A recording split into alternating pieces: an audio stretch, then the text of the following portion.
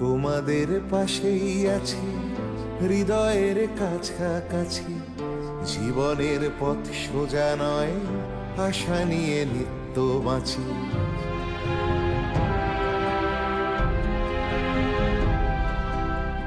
শিক্ষা ছড়িয়ে পড়ুক ভেদাভেদ শূন্য করে, এ বেলা নাই বা জুটুক ও বেলা জুটতে পারে। বিপ্লব আসছে দেখো নারী তুমি পিছিয়ে জানি, জ্বলে ওঠো নিজের আলোয়, মুছে দাও দুঃখ গ্লানি। এভাবে আর থেকো না হাহাকার জড়িয়ে বুকে, আমি হাত বাড়িয়ে আছি সাড়া দাও আমার ডাকে।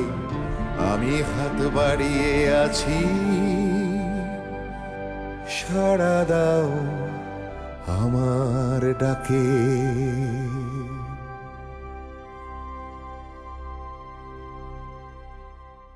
আব্বা আমার সাথে দিয়ে আমার কতটা ক্ষতি করেছে। এবারটা আমার আসতে ইচ্ছা করে, এবারটা সবাই সবাই পড়াবে। মেয়েটা শুধু গায়ের রং ময়লা বলে ওকে তুই দুচ্ছাই করছিস? স্বাধীর ব্যাপারে সবারই একটা স্বপ্ন থাকে আম্মা। আব্বা আমার স্বপ্নটা ভেঙে দিয়েছে। আম্মা তুমি শুনে রাখো, আমি কিছুতেই ওর বাপের বাড়ি যাব না। তাতে আব্বা যা ইচ্ছা তাই।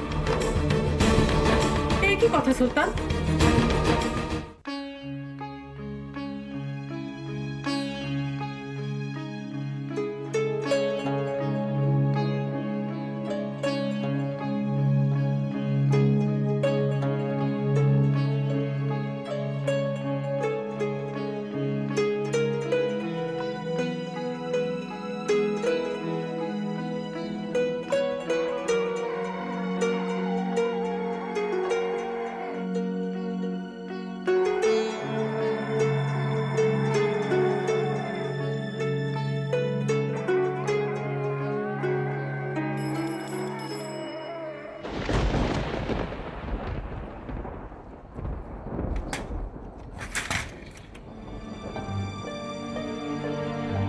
কি ব্যাপার ডাকবাবু, এত রাতে আপনি বাড়িতে?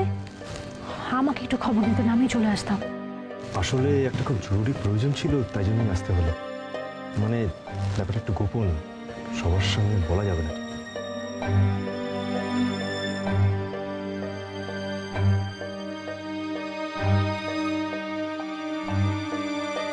আজকে ডাকে এই চিঠিটা এসেছে। এখন এরকম চিঠি আমাদের গ্রামের ডাকে কখনো আসেনি। কার চিঠি এটা? আমার নামে তো না। ঠিকই বলেছেন। আসলে চিঠিটার প্রেরক জেলার, চিঠিটি এসছে আন্দামান সেলুলার জেল। আমি তাই ভাবলাম এই গ্রামে তো অখিলেশ সামন্ত ছাড়া আর কেউ সেলুলার জেলে নেই, তাই ভাবলাম জেল কর্তৃপক্ষ যদি ওর সম্বন্ধে কিছু লিখে পাঠিয়ে থাকে। কিন্তু এটা দিয়ে আমি কি করব?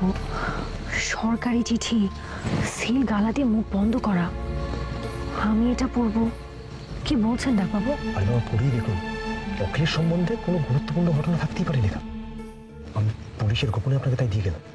থানায় জানতে পারলে? কি বলছেন? উনি দেশের জন্য জেল খাটছেন দ্বীপান্তরে, হ্যাঁ আমি একটা সামান্য খামের নকল করতে পারবো না? আপনি পড়ে দেখুন, আমি কাল এসে ঠিক নিয়ে যাব। ভর সন্ধেবেলা আপনি যে আমার ঘরে এলেন, কেউ দেখে ফেলেনি তো? দেখলে আপনারই বদনাম হবে, তাই ভয়।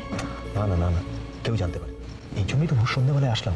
তবুও যদি কেউ জানতে পারে, আপনি বলবেন যে আমার ছেলে মেয়ে তো আপনার কাছে পড়ে, আমি তার খোঁজ খবর নিতে এসেছিলাম। ঠিক আছে? আচ্ছা, আমি এখন চলি, বুঝলেন? এখানে থাকাটা ঠিক হবে না। পুলিশের চর চারিদিকে ঘুরে বেড়াচ্ছে, তাছাড়া শিয়াল কুকুরগুলো তো আছে, সারাক্ষণ গন্ধ শুকে শুকে বেড়াচ্ছে। আপনি একটু সাবধানে থাকবেন, বুঝলেন?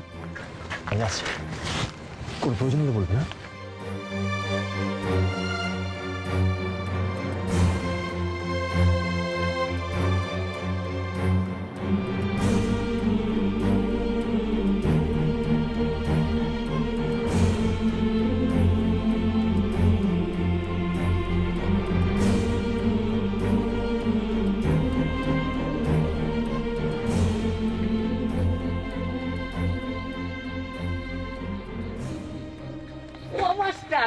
হ্যাঁ, তাই রাত করে এদিকে কোথায় গিয়েছিলে? একটু কাজ ছিল। কেন রাস্তায় চলতেও কি আপনাদের কৈফিয়ত দিতে হচ্ছে নাকি? না না না না না না না এমনি মানে ব্যাপারটা হলো গিয়ে এই এলাকায় তো সচরাচর কেউ আসে না। মানে বলতে চাচ্ছি যে গ্রামের এই জায়গাটা না ভীষণ খারাপ। তা আপনার মতো সচ্চরিত্র তর্করত্ন মহাশয় এখানে কি করছেন? এমনি তো আর আসিনি, এখান দিয়ে যাচ্ছিলাম তো হঠাৎ ওই কেমন একটু গন্ধ গন্ধ পেলাম তাই। কিছু বলছো না যে? ভাবছিলাম মানে গন্ধ শোকা তো কুকুরের কাজ, তা এরকম সচ্চরিত্র ব্রাহ্মণ তর্করত্ন মহাশয় সারমেয় হয়ে গেলে ব্যাপারটা খারাপ লাগে না? বেশ বেড়ে কথা বলতে শিখেছে দেখেছি মাস্টার। এখন আসল কথাটা বলো দেখি, কোথায় গিয়েছিলে? একটা সমস্যা ছিল তাই গেছিলাম। সমস্যা? আমাকে বলো আমাকে বলো, আমি মল্লিক মশাইকে বলে তোমার সব সমস্যার সমাধান করে দেবো। জানোই তো ওই উপর মহলের সঙ্গে আমাদের কি খাতে। হ্যাঁ তা জানি, খুব ভালো জানি। আসলে কি বলুন তো তর্করত্ন মহাশয়, আমি একটা সামান্য সরকারি চাকরিজীবী। আমার তো আর উপর মহল অব্দি হাত যায় না। আমার একটা সমস্যা আছে, সমাধান করে দেবেন? হ্যাঁ বলো বলো বলো বলো। বলছিলাম যে ওই চিনে যোগ ছাড়াবার উপায় জানা আছে আপনার? মানে ওই নুন ছাড়া চিনে যোগ ছাড়াবার উপায়। আসি। কোথায় যাচ্ছ? তা এতই যখন তোমার তাড়া, তাহলে ওই রাত জেগে ওই কুলোটমাগির ঘরে গিয়েছিলে কেন? নাকি আজকাল ওই রাত জেগে জেগে মানুষের বাড়ি বাড়ি চিঠিমিলি করছো? আপনার মতো অসভ্য, অবান্তর, অশ্লীল মানুষের প্রশ্নের উত্তর দেওয়ার প্রয়োজন আমি বোধ করি না। আমার সঙ্গে একদম প্যাংরামো করবেন না, বুঝলি? আমি না আপনার গ্রামের মানুষ, না আপনার মল্লিকের খাস তালুকের প্রজা। আমার প্রভু না ব্রিটিশ সরকার। আপনাকে সম্পূর্ণ উপেক্ষা করাই আমার উচিত ছিল। তবুও বলছি শুনুন, আপনি যার সম্বন্ধে নোংরা নোংরা কথাগুলো বললেন না, তার কাছে আমার ছেলে পড়ে, তাই খোঁজ নিতে গেছি। সত্যি? দেখো দেখি মাছটা কেমন রেগে যাচ্ছ। জবাবটা পেয়ে গেছেন আশা করি। সত্যি না মিথ্যে আপনিই ভাবুন। কুকুর চিনে যোগ, মাস্টার বেশ ভালোই বলে গেল। কেষ্ট, এবার জাগা মতো গিয়ে আসল খবরটা জেনে আয়, আমি এখানে রইলুম।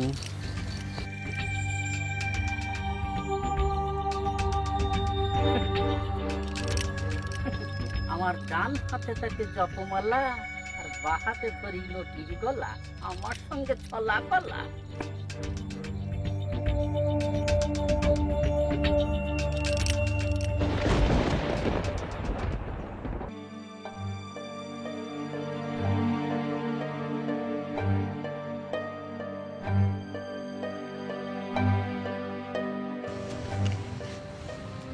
খুলে দেখোই না কার চিঠি।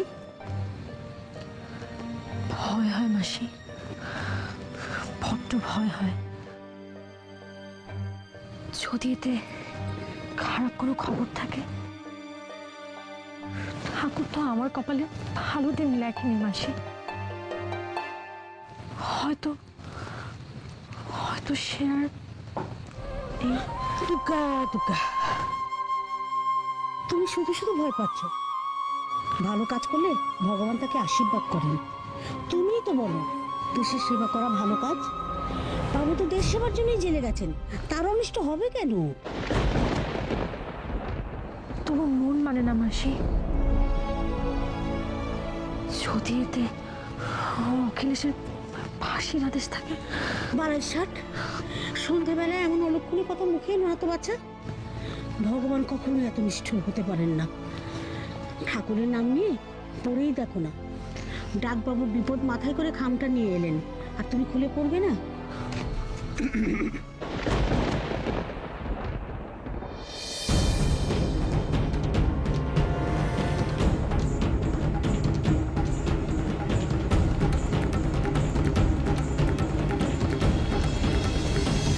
তোমাদের বাড়ির সকলে ভালো আছে তো? হ্যাঁ, ওনাদের সঙ্গে অনেকদিন দেখা সাক্ষাৎ হয় না। না না, অনেকদিনই ওদের সাথে দেখা সাক্ষাৎ হয় না। আব্বাকে দাও। না না, তোরা খা, আমার একটু অম্লর সমস্যা হচ্ছে। আপনাদের সামনে কিছু বলার কোনো মুখ আমার নেই। আমার পরিবার আপনার মেয়ের সাথে যে ব্যবহার করেছে, তারপর আমার দিক থেকে কোনো কিছুই বলা চলে না। আমি আমার পরিবারের হয়ে ক্ষমা চাইছি। যা হবার তা তো হয়ে গেছে, এখন কি করবে ভেবেছো?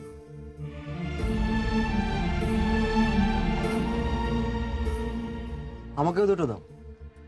তোমার না গ্যাসের সমস্যা? এত ভাজাভুজি খাচ্ছ, গ্যাসের ব্যথা উঠলে এখানে ডাক্তার হাসপাতাল পাবে কোথায়? ও কিছু হবে না, এ গায়ের জল বাতাসে সব হজম হয়ে যাবে। আর তাও যদি হয় আব্বার কবিরাজির কেরামতিতে সব ঠিক হয়ে যাবে। সুলেমান, বৌমা কিন্তু ঠিকই বলেছে, অম্ল রোগীদের বেশি ভাজা পোড়া খাওয়া ঠিক না। ছাড়ো তো সব কথা, সবসময় শুধু খ্যাচ খ্যাচ খ্যাচ খ্যাচ, ভালো লাগে না এসব। ও, যা বলছিলাম, তুমি অন্তরাকে নিয়ে শহরে নতুন সংসার পাততে চাইছো, সেটা ভালো কথা, কিন্তু ওকে নিয়ে খাওয়ানো পড়ানো সে সঙ্গতি আছে তোমার? না না, ও নিয়ে ভাববেন না। বেতন কম হলেও ঢাকা শহরে একটা ছোটখাটো ঘর ভাড়া করে সংসার করে যেতেই পারে, কিন্তু সমস্যাটা অন্য জায়গায়। আমি সারাদিন কর্মব্যস্ত থাকবো, আর এদিকে অন্তরার শরীরের অবস্থা খারাপ। আমার অনুপস্থিতিতে ও যদি অসুস্থ হয়ে যায়, অজানা একটা শহর, ও তো কাউকেই চেনে না, তখন কি হবে? তাই ভাবছিলাম অভিভাবক যদি কেউ থাকতো তবে নিশ্চিন্ত থাকা যেত। আমি আপাতত সেই সমস্যার সমাধান করে দিতে পারি। ঢাকার এই বাড়িটা ছেড়ে দিয়ে লঞ্চ ঘাটের ওখানে একটা কোয়ার্টার পাবো খুব তাড়াতাড়ি। বহুদিন ধরে তদবির করছি, মনে হয় এই যাত্রায় পেয়ে যাবো। রমেন সাহেব আমাকে কথা দিয়েছে। তো ভাই, সরকারি ব্যাপার স্যাপার, বিশাল 4-4টে রুম, 2টো গোসলখানা, 2টো বারান্দা, তুমি আর অন্তরা অনায়াসে আমার ওখানে সংসার পাচ্ছে। তা কি করে হয়? যত সব বোকার মতো কথাবার্তা। সরকারি কোয়ার্টার কি তোমার নিজের? যা যতদিন খুশি সেখানে থাকতে পারবে। এই তো একেই বলে মেয়ে ছেলের বুদ্ধি। আরে বাবা, কোয়ার্টার পাচ্ছি আমি, সেখানে কে থাকবে না থাকবে তা ঠিক করে দিবে কি ওই ঢাকার কুট্টি? আর দেয় যদি বদলি করে? তুমি তো বলেছিলে যশোরে বদলি করে দেবে বড় সাহেব। তখন যদি আমরা ও বাড়ি ছেড়ে চলে যাই, তাহলে তো অথৈ জলে পড়ে যাবে ওরা। তার চেয়ে বরং ওরা প্রথম থেকে আলাদা বাসা করবে। পরে চিন্তা পরে হবে, অন্তরা বাচ্চা হওয়ার পর যতদিন খুশি সে আমার ওখানে থাকবে। সবাই একসাথে থাকবে, এটা তো খুবই ভালো কথা, কিন্তু দুটো আলাদা পরিবার একসাথে থাকবে এটা কিভাবে সম্ভব? তাছাড়া ওই তো কয়টা মাত্র ঘর, চলতে ফিরতে তো মাথা ঠোকাঠুকি হবে। সে নয় দেখা যাবে, বাচ্চা হতে তো এখনো কমার দেরি। তার আগে অন্তরার সাথে তো করতে হবে। হ্যাঁ নিশ্চয়ই, জামাইও আছেন, ভালো একটা দিন দেখে সাত সাত করে ফেলা যাবে। আর আব্বাও তো বলেন, শেষ ভালো যার সব ভালো তার।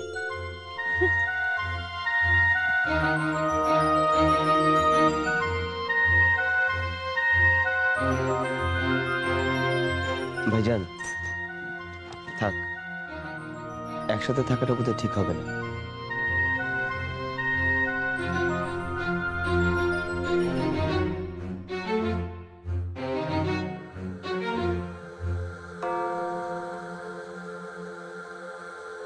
কি কি চাই তোমার? চাই না, আপাতত কিছু চাই না। আমি এলাম তোমাদের নেমন্তন্ন করতে। মেজর মল্লিক মশাইয়ের দালানে যাত্রাপালা বসছে, অনেক নামি দামি যাত্রা কোম্পানি চিতপুরের। মেজর মল্লিক মশাই নিজে আমাকে পাঠালেন তোমাকে নেমন্তন্ন করার জন্য। ওনাকে আবার প্রণাম দিবেন। আচ্ছা, তা কেমন আছো গো পুষ্পরানী? স্কুল তো ভালোই চলছে? হ্যাঁ চলছে। তোমার আর কিছু বলার আছে? হ্যাঁ, ঘরে অতিথি এলো, একটু জল বাতাসাও দেবে না? আচ্ছা, তোমার মতলবটা কি? এ যে দেখি বাসের চেয়ে কঞ্চির দর বেশি। বেশ, তাহলে আসল কথাতেই আসি। তোমাকে একটা কথা জিজ্ঞেস করি পুষ্পরানী, এই ভর সন্ধেবেলায় তোমার কাছে পোস্টমাস্টার কেন এসেছিল?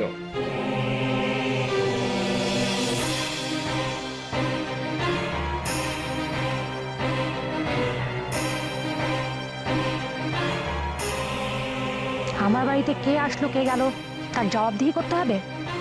আমি কারো খাই না কারো পড়ি, তাই কারো উত্তর দেওয়ার দায় আমার নেই।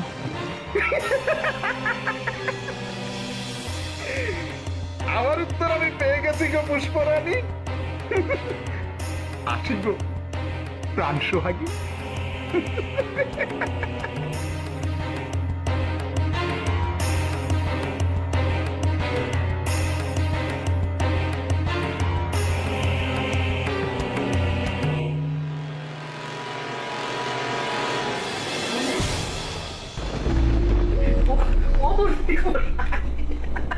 জোর খবর নিয়ে এসেছি।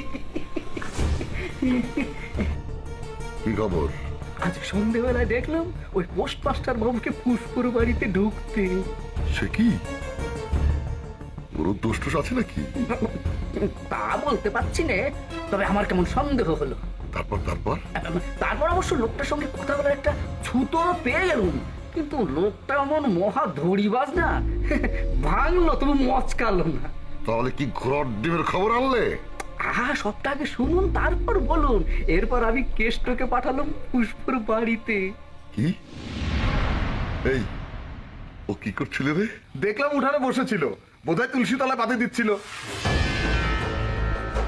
আবার নাও হতে পারে, তবে কর্তা হাতে একটা চিঠির খাম দেখলাম। ওই আমার মনে হয় ওই পোস্টমাস্টার বাবু চিঠিটা দিয়ে গেছে। কার চিঠি? কিসের চিঠি? সেই খবরটা আনতে পারলি না হতভাগা? অপদার্থ।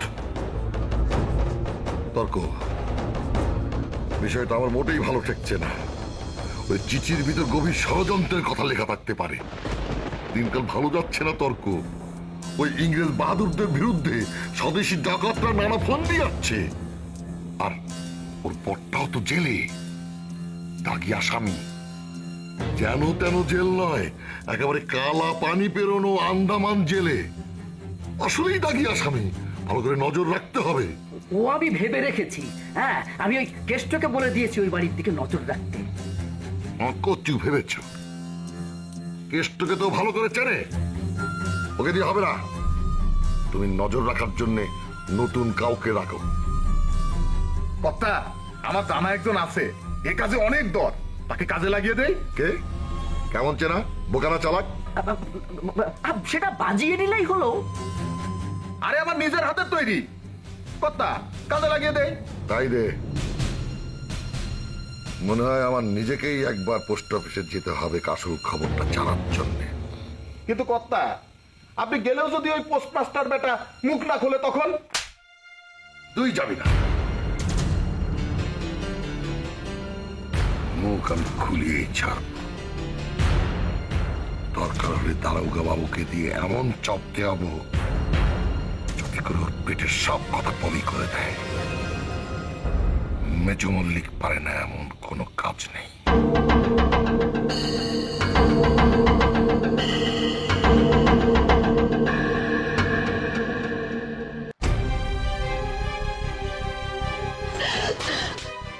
কেঁদো না মা, কেঁদো না।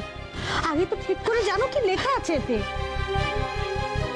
আর কি জানবো মাসি, আমার কপাল পুড়েছে। এই ভয়ে দিন রাত ঠাকুরকে ডাকতাম, ঠাকুর আমার কথা রাখেনি মাসি। এমন করে ভেঙে পড়তে চলবে না মা। সত্যি সত্যি অখিলেশ যে মারা গেছে তাকে লেখা আছে এতে। আমার জ্ঞান বুদ্ধিতে তো তাই বলে মাসি। ওরা ওকে মেরে ওর লাশ গুম করে দিয়েছে। লোকে বলে সাহেব সমুদ্রের ভাষা বড় গোলমেলে। তুমি আগে ভালো করে এটা কাউকে দিয়ে পড়াও। নিজের জ্ঞান বুদ্ধির উপর ভরসা করে একটা কিছু ধরে নিও না। কাকে দিয়ে পড়াবো মাসি? ইংরেজি ভাষা পড়তে পারে, আবার এই চিঠির কথা পাঁচকান করবে না, এমন লোক কোথায় খুঁজে পাবো? এই গায়ে লেখাপড়া জানা লোকের মধ্যে একমাত্রটা আছে আমাদের এই সোমনাথ বুদ্ধি আর মোহর আলী কবিরাজ। তুমি বরং তাদের কাউকে দিয়ে পড়াও। ঠিক বলেছো মাসি, আমি আমি ওদের কথা একেবারে ভুলে গিয়েছিলাম। সোমনাথদের বাড়িটা অবশ্য বেশ দূরে, তাছাড়া বটতলার পাশ দিয়ে যেতে হবে, তর্ক রত্নরা কেউ পিছু নিতে পারে। তুমি বরং মোহরালি বাড়ি যাও। তো রাতে কিন্তু চিঠিতে কি লেখা আছে তা পড়ার আগে মনে শান্তিও পাচ্ছি না। তাই তো বলছি, তুমি মোহরালি বাবুর বাড়ি যাও, সমস্যা বুঝলে উনি কোনো ঝামেলা করবেন না। ঠিক আছে মাসি, তাহলে আর দেরি না করি, তুমি থাকো, আমি যাচ্ছি।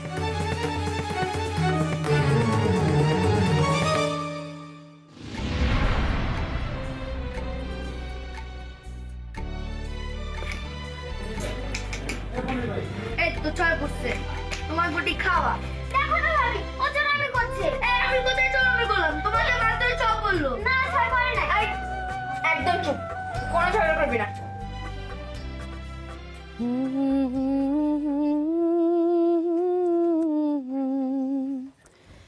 খুলে নে ও গো ললিতে।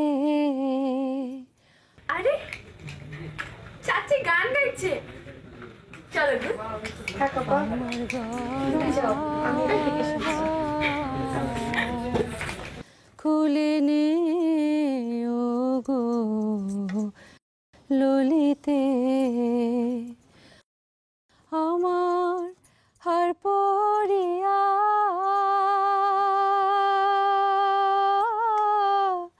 কি লাভ হবে সখী প্রাণ বন্ধু নাই ঘরেতে ও গো ললিতে।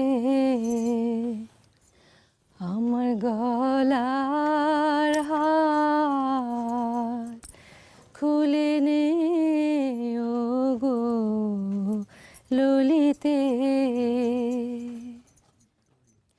গলার হারে কি আর শোভায় আছে,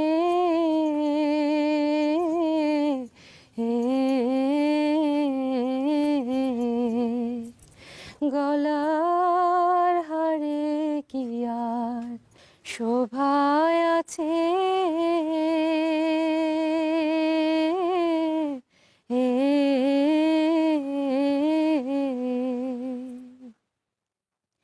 যার শোভা তার সঙ্গে গেছে গো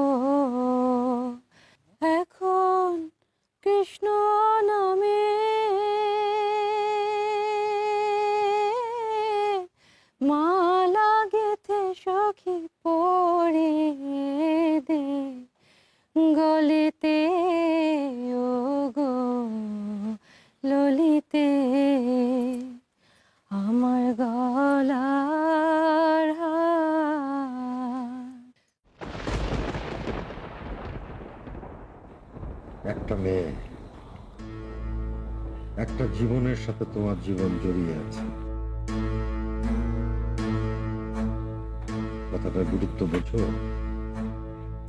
কিন্তু আমি তো জড়াতে চাই না।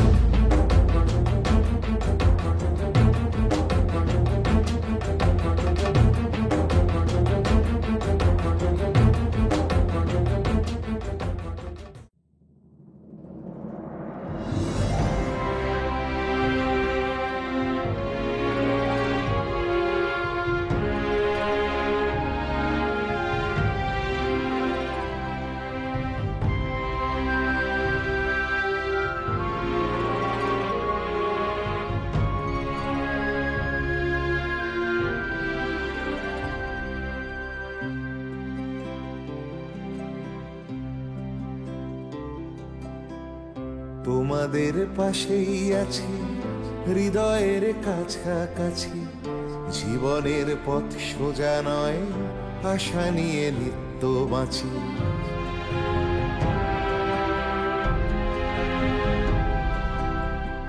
তোমাদের পাশেই আছি হৃদয়ের কাছাকাছি, জীবনের পথ সোজা নয়, আশা নিয়ে নিত্য বাঁচি।